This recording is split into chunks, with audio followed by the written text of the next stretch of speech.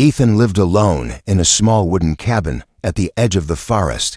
He liked quiet mornings, hot coffee, and the sound of birds outside his window. The world had moved on without him. Cities had grown taller, machines had become smarter, and people had stopped looking at the stars. But Ethan still remembered. Every night, he looked up at the sky and waited, not because he expected something to come, but because, deep down, he hoped it would. He had been just a boy when he met her. No one believed him when he told the story. A girl who wasn't from Earth. A girl with silver eyes and glowing skin. A girl who spoke without moving her lips. She had crash-landed in the woods, afraid and alone. He helped her hide, brought her food, and sat with her at night while she stared at the moon. They laughed together. They played games. She said she didn't belong here, but for a while, it felt like she did.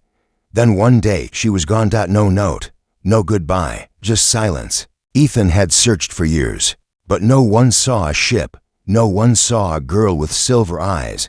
People called it a dream, a lie. Even his own parents stopped asking, so he stopped speaking about her. But he never forgot. Now, many years later, on a calm and cloudy evening, something strange appeared in the sky. It wasn't lightning. It wasn't a plane. It was too quiet, too smooth. A silver light passed over the trees and stopped right above the field near his cabin. Then it slowly came down. No sound, no fire, just a soft hum that made the air feel heavy. Ethan stepped outside, heart racing. His hands shook, but not from fear, from something else, something old and buried. Hope. The ship landed gently on the grass. It was unlike anything he had ever seen. Smooth like water, bright like stars. A door slid open. Smoke drifted out. And then he saw her. She stepped down, slowly, wearing a long blue cloak with silver symbols across her shoulders.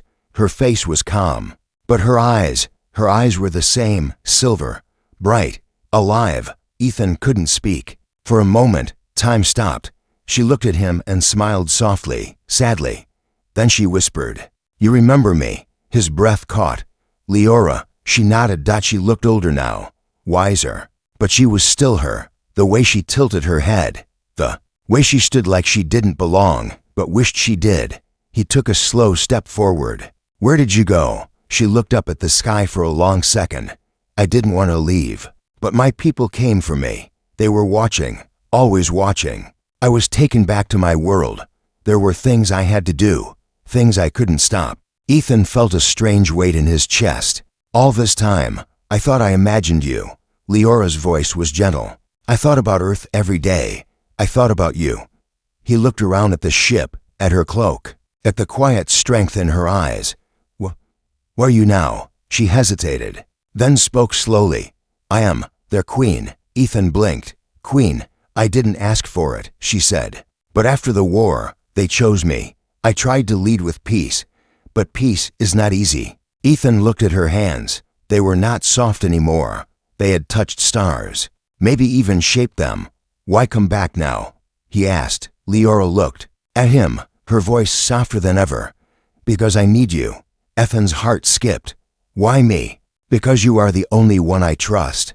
Because you were the only one who treated me like I was real, not strange, not alien, just me." The silence between them said more than words. Years of silence, years of wondering. Then she reached into her cloak and pulled out something small. A stone, the same one he had given her when they were kids. A smooth river stone with a star he had drawn on it. "You kept it," he whispered. Leora nodded. "I kept everything." The wind blew gently through the trees. The ship's soft light glowed in the distance, and Ethan, who had spent years in silence, finally spoke. "What happens now?" Leora looked at him with a mix of hope and sadness. "Now, I ask if you will come with me. I don't know what we will find, but I know I cannot face it without you." Ethan looked at the sky, then back at her. Maybe it was madness, maybe it was fate, but when she held out her hand, he took it. And together, they walked toward the ship, toward the stars. Ethan had never left Earth. He had seen pictures of the stars, watched movies about space, but he never thought he would stand inside a ship that could leave the planet. Now, as the doors closed behind him and soft blue light filled the room, It felt like a dream he couldn't wake up from. Leora walked ahead of him, calm and silent. Her steps were slow, almost careful, like she wasn't sure if this was the right time or the right way. The ship was quiet. No loud engines, no buttons or switches, just smooth walls, gentle light, and a strange warmth in the air. Ethan followed her into a small round room. A circle of soft chairs floated just above the floor. The ceiling showed the sky outside, now filled with stars. Earth was already behind them. He looked at her, confused. "Why did you come back now, after all these years?" Leora sat down, folding her hands in her lap. Her silver eyes didn't blink. "Because something is changing. Not just on my world, but across many worlds. There is fear. Not from war or power, but from something quiet. Something hidden." Ethan sat across from her. "And what does that have to do with me?" Leora paused. "You were kind to me when I had nothing. When I was lost. I never forgot that. But this is more than memory. There's something about you, Ethan. Something unusual." He gave a small laugh. "I'm just a man who lives in the woods." She smiled gently. "That's what makes you special. You never wanted anything. Not power, not fame, just peace. My people saw that in you. Long ago." Ethan frowned. "What do you mean your people saw that?" Leora stood and walked to a panel on the wall. With a soft touch, a glowing image appeared. It was a small recording, fuzzy, old. In the center was young Ethan, sitting beside a girl with silver eyes. They were both laughing. It looked like a moment from long ago. But someone had recorded it. From the trees. Ethan stood slowly. "You were being watched." She nodded. "From the moment I landed. They were looking for me. I was supposed to be part of something bigger, a path already written. But I went missing, and during that time, I found you. They saw our time together, and it changed the way they saw humans." Ethan stared at the image. "So they've known about Earth for a long time." "Yes," she said, "but they never made contact. They were afraid. Until they saw something pure in you that changed their path." He looked at her. "You said they chose you to be queen. Was that because of me?" She didn't answer right away. Then she said softly, "Part of it, yes. They believed I had learned something important while on Earth. Something their leaders had forgotten. That peace comes from trust, not control." Ethan sat back down, feeling the weight of her words. "So why do you need me now?" Leora walked to him and opened a small box she had carried with her. Inside was a crystal, glowing softly. It hummed as she held it. "This is called the Heart Stone," she said. "It responds to the energy of a true soul. It lit up for me once, and then again when I thought of you." Ethan shook his head. "I don't understand." "You don't have to," she replied gently. "Just be yourself. Be the same person you were before. That's all I ask."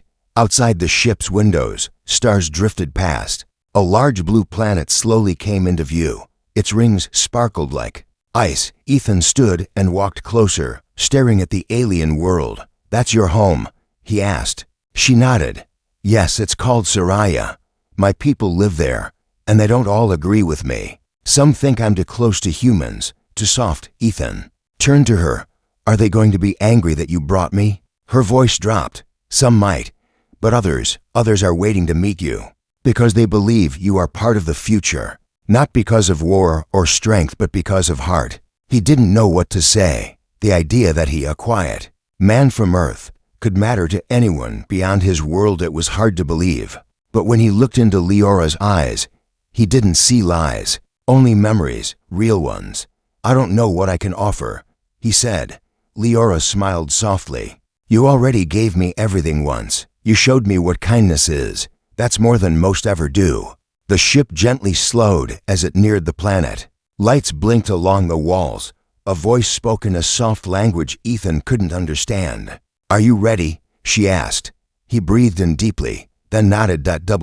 "No," he said with a small smile. "But I'll go anyway." And together they stepped toward a world unknown where the past and future were waiting to meet. The ship glided smoothly through the blue clouds of Soraya. From the window, Ethan could see tall white towers rising from green hills. Rivers flowed like silver threads across the land. Strange birds flew in perfect circles through the sky, and trees sparkled as if covered in stardust.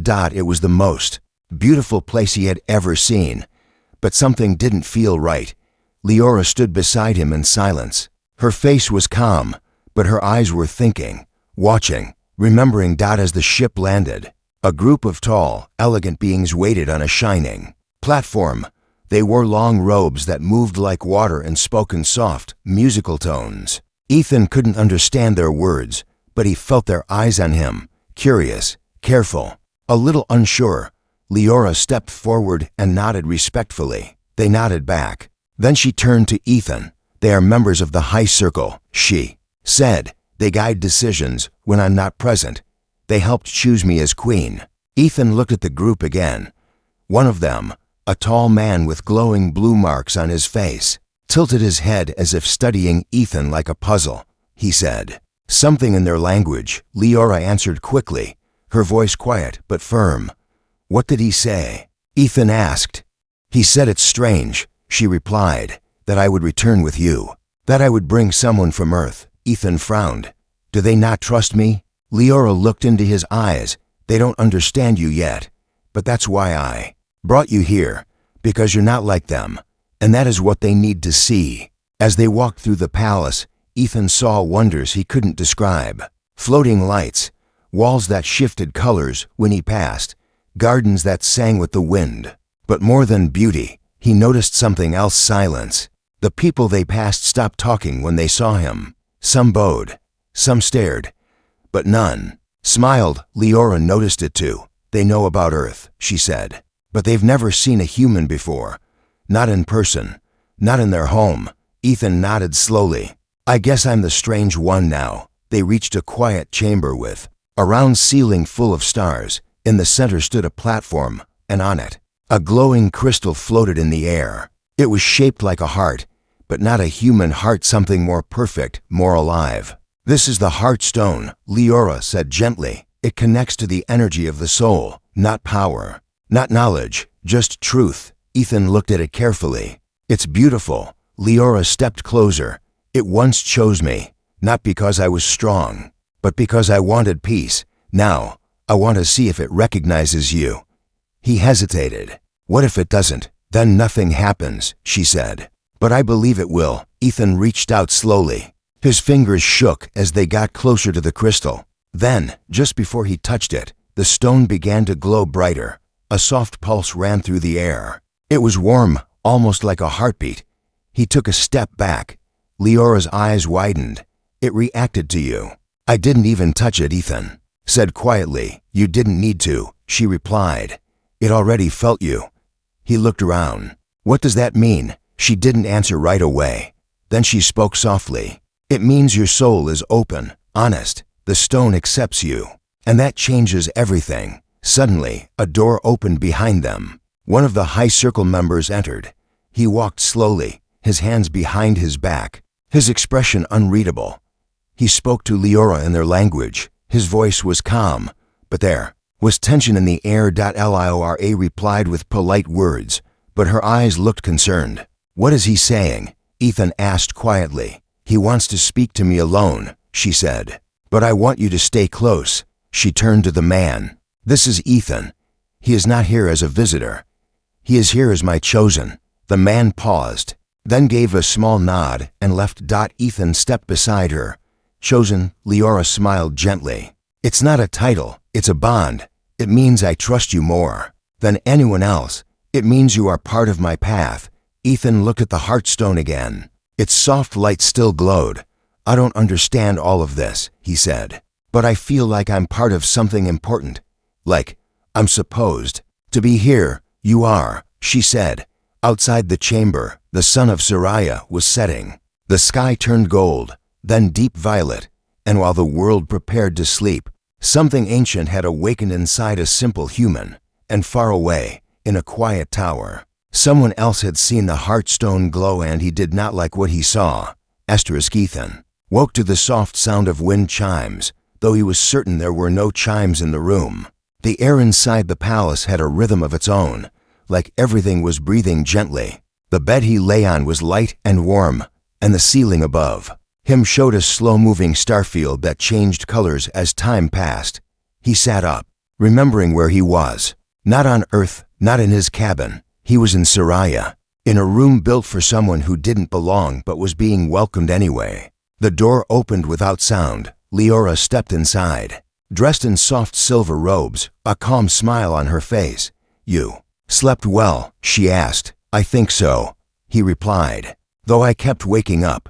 "Just to remind myself this is real." She laughed softly. "I used to do the same when I was on Earth." They walked through the quiet halls together. The palace wasn't busy or crowded, but it was alive. Creatures floated above gardens. Soft music played from walls. Light moved across floors like reflections on water. As they reached a wide balcony, Ethan saw the city stretching out far below. The buildings curved like waves. Small transport ships glided between towers. The people moved slowly, gracefully, like they had all the time in the universe.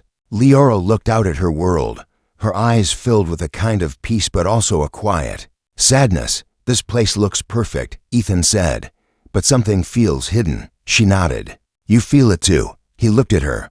"What is it?" She took a deep breath. "Not everyone is happy that I returned with you. Some think I've changed too much, that I've become too close to Earth, too human." Ethan frowned. "But I haven't done anything. I've only been here a day. It's not about what you've done." She said, "It's about what you represent.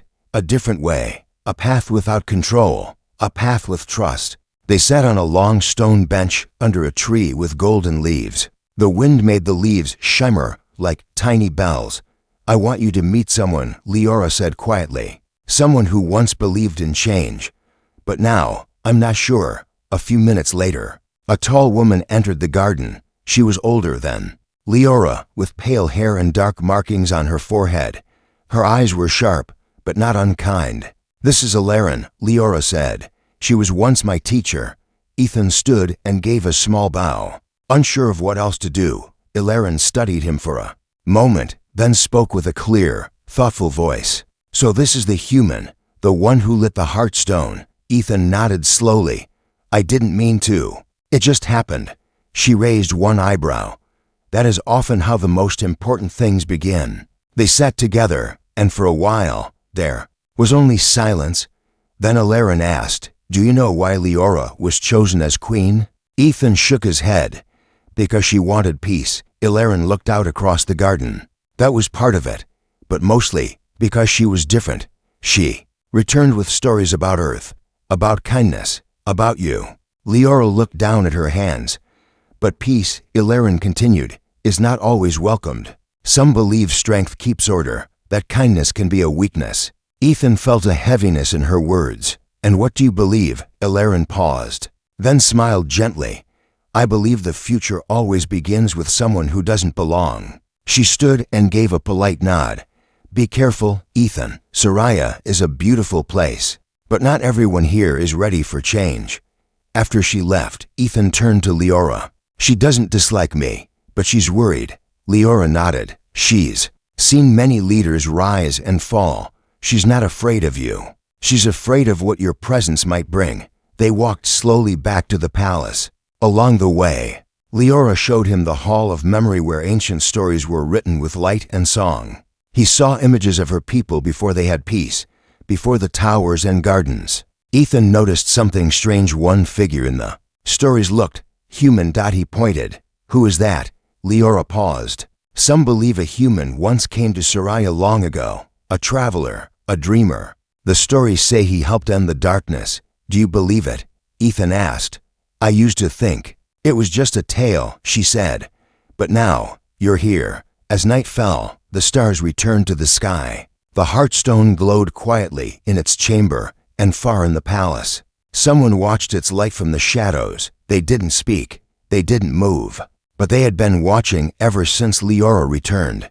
And they were waiting for the right moment. The days passed quietly on Soraya. But Ethan could feel something building beneath the surface like soft waves before a coming storm. Every day, he learned something new. The air here was lighter than Earth's. The plants responded to emotions. Buildings changed shape with time and light. Everything felt alive. Leora stayed close to him. She showed him ancient libraries made of glowing crystal and gardens that floated in the sky. But even with all the beauty, Ethan felt the growing weight of silence, especially from others in the palace. Some looked at him with curiosity, others with quiet worry. A few simply turned away. One evening, as the twin moons rose above the sky, Leora took Ethan to a quiet cliffside far from the city. A small crystal fire flickered between them as they sat on smooth white stones. Leora looked up at the stars. When I was young, I used to come here and dream. I believed the stars held answers. Ethan smiled gently. Maybe they do, she turned to him, her voice softer than before. There's something I haven't told you. Something important. He listened, waiting. There's a belief on Soraya, she said, an old one, about a traveler from Earth who would come during a time of change. He wouldn't carry power or weapons. He would carry a quiet heart. Ethan tilted his head. That story you showed me in the Hall of Memory, yes, she said, that figure. They believe it was not just a story. They believe it's a message, a sign. Ethan looked down. And you think it's me? I didn't at first, she said. But the Heartstone reacted to you. And you don't want anything for yourself. That's rare here. Even in me. He was quiet for a long moment. But I'm just a person, Leora. I lived in a cabin. I fixed small things. I planted trees. I never let anyone. She looked at him, eyes filled with both strength and warmth. Maybe that's why you were chosen. You don't lead by speaking. You lead by being. The wind moved gently between them. The fire made soft sounds, like whispers. Ethan took a slow breath. What happens if people here don't accept me? Leora looked away. Some already question me. They think I rely too much on you. They think I'm turning away from tradition, from order. He nodded. And what do you think? She looked into his eyes. I think I've already turned toward something better. There was silence after that. But it wasn't empty. It was peaceful. Later that night, back in the palace, Ethan couldn't sleep. The stars outside his window blinked gently. But something in the air felt different. He walked to the chamber where the Heartstone rested. The doors opened for him as if expecting his rival. The crystal was still floating, glowing softly. But tonight, it pulsed slow and steady, like a heartbeat. He stepped closer, staring at it. Why me? He whispered. What am I supposed to do? As if answering. The Heartstone released a wave of soft light. In the glow, he saw a vision, himself standing beside Leora, not as a guest, but as someone who mattered. Behind them, others stood, different faces, different worlds, united not by power, but by trust. Then the light faded.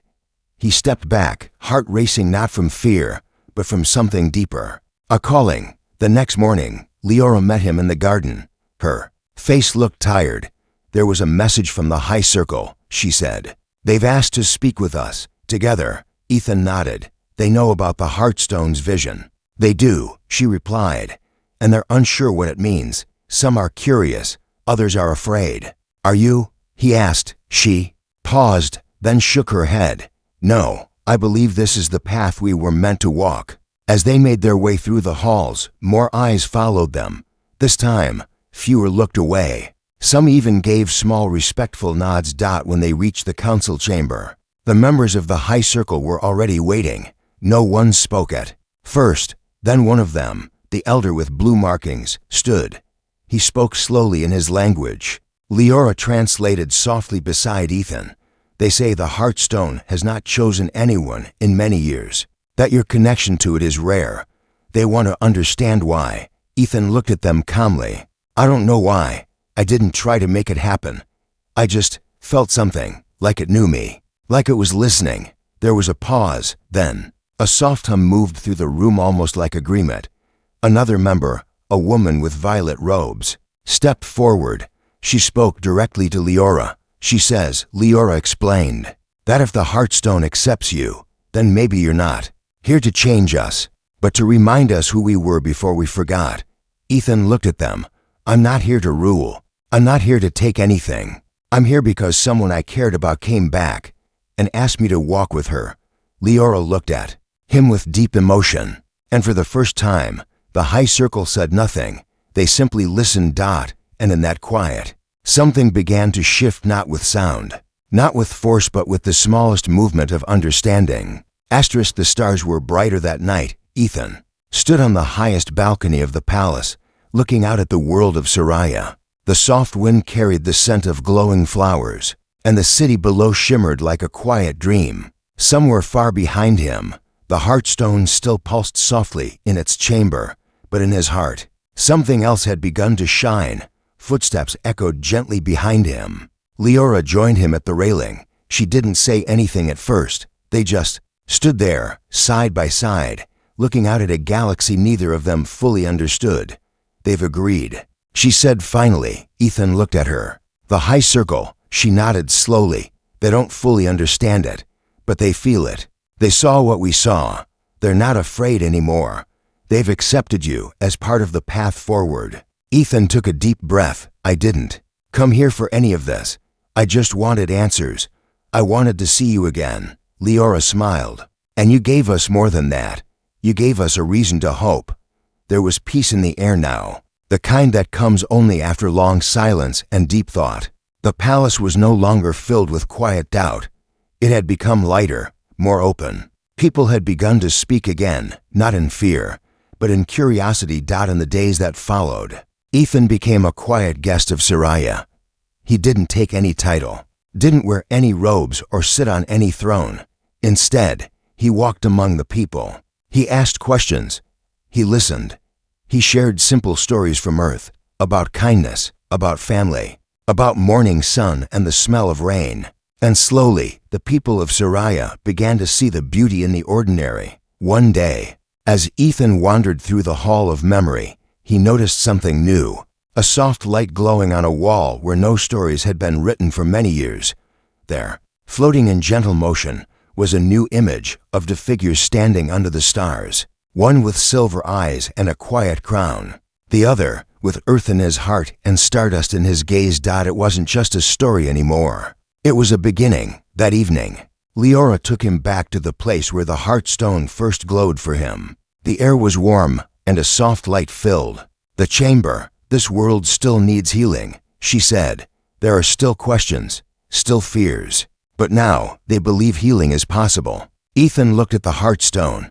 "Because of you." Leora shook her head. "Because of us." He smiled. "So what now?" She looked at him, not as a queen, not as a leader, but as the girl he once knew, the one who sat with him in the woods long ago. "Now we walk together," she said. "Not to lead, not to rule, just to guide. One step at a time." They left the chamber together. As they passed through the gardens, Ethan noticed something. People smiled now, not because he was special, but because he was familiar, a part of something new, something gentle. In time, messages were sent across the stars, to other worlds, other voices, not demands, not commands, just invitations, stories, peaceful ideas offered like open hands. Some answered, some didn't, but the ones who listened, listened deeply. Years passed. On a small hill outside the city, there stood a quiet home made of stone and light. It didn't have guards or grand halls, just a garden, some trees, and 2 chairs beneath the sky. Ethan often sat there, sometimes alone, sometimes with Leora. One day, a young Syrian child walked up to him and asked, "Are you really the man?" From the story, Ethan smiled gently. "I'm just a man who once gave a lost girl some fruit and a stone." The child looked up. "But that stone changed everything." He looked at the sky. "Maybe it did. Or maybe it just reminded us who we were meant to be." And in the distance, where Earth's moon would have been, the stars blinked quietly, not as watchers, but as friends. A journey that began in silence had ended in connection, and it all started with a return.